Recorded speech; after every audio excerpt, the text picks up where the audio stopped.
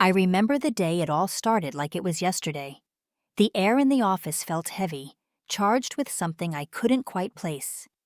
It was one of those mornings when you wake up and know something's about to happen, but you don't know what. Rebecca, the CEO's assistant, walked into the office with her usual grace. She was always so composed, even under pressure. She greeted everyone with her warm smile, though that day I could tell something was different. Her smile didn't quite reach her eyes. I didn't know then that she was hiding a secret that would change everything. Mr. Davenport, our CEO, arrived shortly after. He was the kind of man who commanded attention just by walking into a room. Sharp suits, a confident stride, and a demeanor that could both inspire and intimidate. He had built the company from the ground up, and his expectations were nothing short of perfection.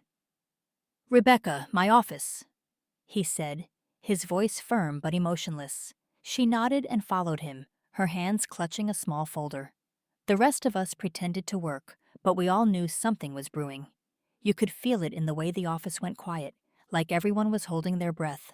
The door to Mr. Davenport's office closed with a soft thud, but it felt louder in the silence of the office. A couple of us exchanged glances, but no one dared to say anything. Conversations in that room rarely stayed quiet for long, and soon enough, faint voices started leaking through the walls.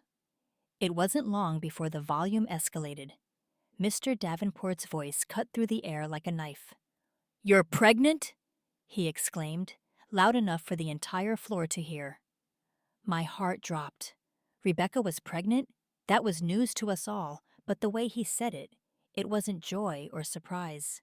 It was anger. "I wanted to tell you sooner," Rebecca's voice replied, soft and steady, though you could hear the tremble if you really listened. "But I was waiting for the right time. I didn't want it to affect my work." "Your work?" he interrupted, almost laughing, but not in a kind way. "Do you think this company runs itself? How am I supposed to rely on you when you're about to take months off for maternity leave? This is a betrayal of trust, Rebecca." The words hit hard, and you could see it on the faces of everyone in the office. Some people stopped typing, their hands hovering over their keyboards. Others just stared blankly at their screens, too stunned to even pretend they weren't listening. Inside the office, the conversation kept going, though Rebecca's voice stayed quieter. "I've given this company everything," she said firmly, though there was an edge of sadness there. "And I wasn't asking for pity. I just thought you'd understand." "Understand?" Davenport scoffed. "I need people who are committed to their work, not people who come and go whenever they feel like it." There was silence for a moment, then Rebecca's voice broke through. "So, what are you saying, Mr. Davenport?" I'll never forget his reply. It came fast, cold, and with no hesitation. "I'm saying you're fired." The silence that followed was deafening. No one in the office moved. We were all too shocked to even whisper. Fired? Just like that? Rebecca had been with the company for years. She was the glue that held so many things together. And now, in a single moment, he had cut her loose. The door to his office swung open, and Rebecca stepped out, her face pale but composed. She clutched the folder she had carried in with both hands, her knuckles white from gripping it so hard. Her eyes met mine for a fleeting moment. I wanted to say something, to show some kind of support, but the words just stuck in my throat. Without looking back, she walked to her desk and began gathering her things. The rest of us sat frozen, unsure of what to do. Some people lowered their heads, pretending to work, while others watched her with a mix of sympathy and helplessness.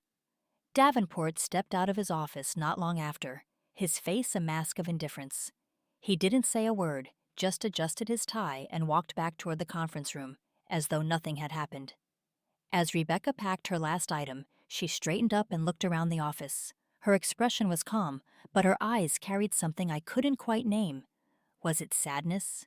Strength? Maybe both. Then she spoke. "For those of you who care, I'll be fine," she said, her voice clear and steady. "And for those who don't, well, I'll be fine anyway."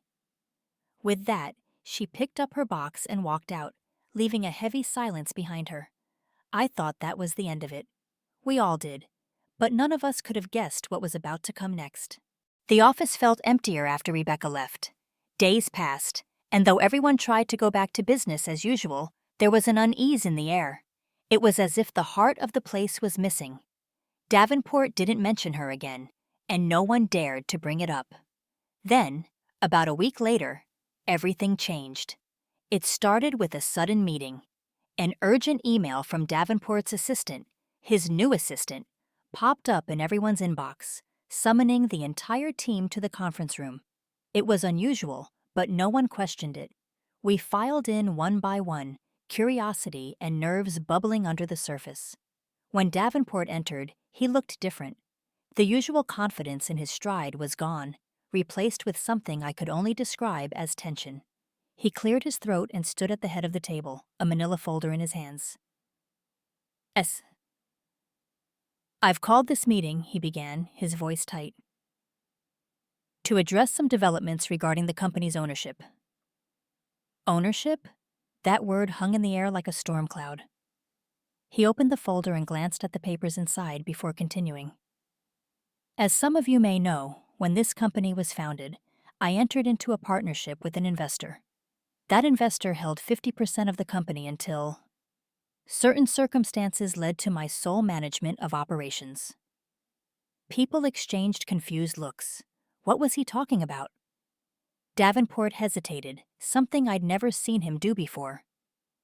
What I didn't know until recently, he said slowly, was that the investor transferred their shares to someone else years ago, and that someone now owns half of this company. The room went silent, save for the faint hum of the air conditioning. Then, the conference room door opened, and in walked Rebecca. She wasn't holding a box this time. No, she was dressed in a sleek black blazer, her chin held high, her presence commanding. If she had felt any pain or humiliation the day she left, it was nowhere to be seen now. She was radiant, powerful, and undeniably in control. "Good morning," she said, her voice calm and steady, but with an edge of steel. "It seems we have some things to discuss." I don't think I've ever seen a man go pale so quickly. Davenport looked like he had just seen a ghost. "You?" he stammered, though it was more a statement than a question. "Me," Rebecca confirmed, placing a folder of her own on the table. "Turns out, the investor you pushed out years ago left their shares to me. So, technically, Mr. Davenport, I've been your partner this entire time." The room was electric. No one dared to breathe as Rebecca's words sank in. Mr. Davenport stood frozen at the head of the table, his usual air of confidence nowhere to be found. It was almost surreal to see him like that. Completely caught off guard, Rebecca didn't wait for him to recover. She took a seat at the other end of the conference table, directly opposite him. The symbolism wasn't lost on anyone. "For years, I've worked in this company," Rebecca began, her voice steady but carrying the weight of someone who'd earned the right to speak. "I dedicated myself to its success, never once mentioning the fact that I owned half of it. I did that out of respect, for you, for the business, and for the team. I wanted to earn my place here, not demand it." Davenport finally found his voice, though it was shaky. "Rebecca, this is outrageous. Why didn't you tell me?" Rebecca's lips curved into a faint smile, one that didn't reach her eyes. "Would you have treated me the same if you knew?" The room was silent, but the question hung in the air like a spotlight, forcing everyone to acknowledge the truth. Davenport didn't answer, and Rebecca continued. "I wasn't going to let my ownership define me," she said. "I believed in this company and thought we shared a vision. But the way you treated me last week?" Her voice hardened, her eyes locking onto his. "That told me everything I needed to know about how you value people." Davenport tried to regain control. "Rebecca, I was under pressure. You know how demanding this business is. I didn't mean—" "You didn't mean to fire me?" Rebecca interrupted, her tone sharp. "You didn't mean to belittle me for being pregnant? You didn't mean to make me feel disposable after years of loyalty? Davenport's mouth opened and closed like he was searching for a defense, but there was none. Rebecca leaned forward, her calm demeanor now carrying an unmistakable authority. Here's how this is going to work, Mr. Davenport. I'm not interested in a hostile takeover. I want what's best for this company. But from now on, we are equals in every sense of the word. Every decision goes through both of us. And if I ever see you treat another employee the way you treated me, you'll be the one packing up your office.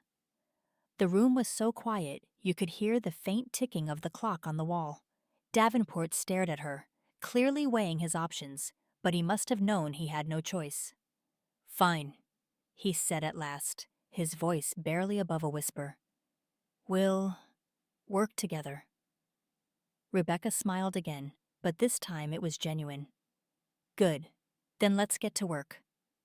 She stood, smoothing her blazer, and addressed the rest of us. I'll be in my new office if anyone needs me. My door is always open. And with that, she walked out, leaving a stunned Davenport and a room full of silent employees behind her. Months turned into a year, and the company flourished under Rebecca's co-leadership. What stood out most wasn't just the tangible changes, the increased profits, the happier employees, but the culture she had nurtured. She had transformed the company into a place where people wanted to be, where they felt valued, and where they could see their futures. One day, I found myself in the break room with Rebecca. It wasn't planned. I had just grabbed my coffee when she walked in. She smiled at me, her expression warm and approachable, like always. How are things going for you? She asked, leaning against the counter. It was such a simple question, but it felt genuine. Better, I admitted. The office feels different now, like people aren't just working here because they have to. They want to. Rebecca nodded thoughtfully. That's the goal. I always believed this place could be more than just a business. It could be a community. I hesitated before asking something I'd been curious about for months. Rebecca, when Davenport fired you, how did you keep your composure? How did you walk out of here knowing what you knew? She smiled faintly, her gaze distant, as if she were looking back at that moment. It wasn't easy, she admitted. When he fired me, it hurt, more than I expected. I'd given so much to this company, and in that moment, it felt like none of it mattered. She paused, taking a sip of her tea before continuing. But then I realized something. My worth wasn't tied to his opinion of me. I knew what I had built, what I was capable of, and I knew my role here wasn't over. So I walked out with my head high, not for him, but for myself. Her words stayed with me long after that conversation. Later that day, during a board meeting, Rebecca made a final announcement. She and Davenport had reached an agreement to restructure the company's leadership permanently. While they would remain co-owners, Rebecca would step into the role of CEO. Davenport, surprisingly, agreed to take a back seat, focusing more on strategy and less on the day-to-day operations. As she addressed the room, Rebecca's voice was filled with a quiet strength. This company is more than just a business to me, she said. It's proof that growth is possible, not just for the company, but for the people in it. I want this to be a place where every employee feels seen, heard, and valued. Because when we take care of our people, success follows. By the time the meeting ended, there wasn't a single person in that room who doubted her vision. And as for Davenport, over time he seemed to soften. Working alongside Rebecca had changed him too. He wasn't the same man who had fired her out of anger and frustration.